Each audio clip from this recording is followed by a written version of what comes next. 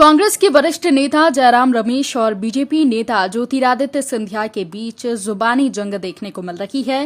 कांग्रेस नेता ने सिंधिया और गुलाम नबी आजाद पर हमला करते हुए ट्वीट किया कि गुलाम नबी आजाद और ज्योतिरादित्य सिंधिया दोनों ही कांग्रेस सिस्टम और पार्टी नेतृत्व के बड़े लाभ भोगी रहे हैं, लेकिन हर दिन गुजरते दिन के साथ प्रमाण देते हैं कि इस उदारता के योग्य नहीं थे। वो अपना असली चरित्र दिखा रहे हैं जितने उन्होंने इतने लंबे समय तक छुपा कर रखा था।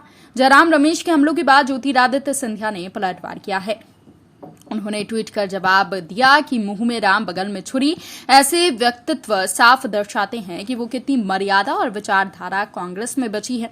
वैसे भी आप केवल स्वयं के प्रति समर्पित हैं, इससे आपकी राजनीति जीवित है। मैं परिवार हमेशा जनता के प्रति जवाबदार रहे हैं।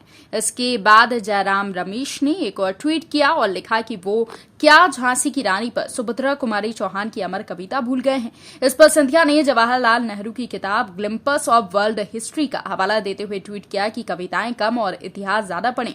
मराठों ने दिल्ली साम्राज्य को जीता, मराठा ब्रिटिश वर्चस्व को चुनौती देते रहे, लेकिन मराठा शक्ति ग्वालियर के महादजी सिंधिया की मृत्यु के बाद दो टुकड़ों में बंट गई। मराठों ने 1982 में दक्षिण में अंग्रेजों को हराया। उत्तर में ग्वालियर के सिंधिया का प्रभुत्व था और दिल्ली के गरीब असहाय सम्राट को नियंत्रित किया। बता दें कि केंद्रीय मंत्री ज्योतिरादित्य सिंधिया ने राहुल गांधी और कांग्रेस पर आरोप लगाते हुए कहा था कि विपक्षी पार्टी के पास देश के खिलाफ काम करने वाले देशद्रोहियों के अलावा कोई विचारधारा नहीं है।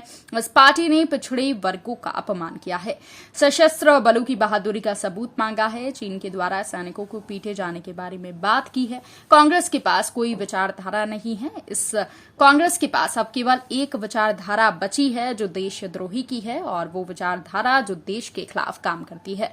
वहीं डेमोक्रेटिक आजाद पार्टी के प्रमुख नबी आजाद ने अपनी आत्मकथा लॉन्च करते वक्त कांग्रेस और राहुल गांधी पर बरसे और कहा कि सिर्फ मैं ही क्यों, मेरे जैसे बहुत से लोगों के द्वारा कांग्रेस छोड़ने की वजह राहुल गांधी थे। उस पार्टी में बने रहने के लिए रीढ़हीन होना जरूरी है।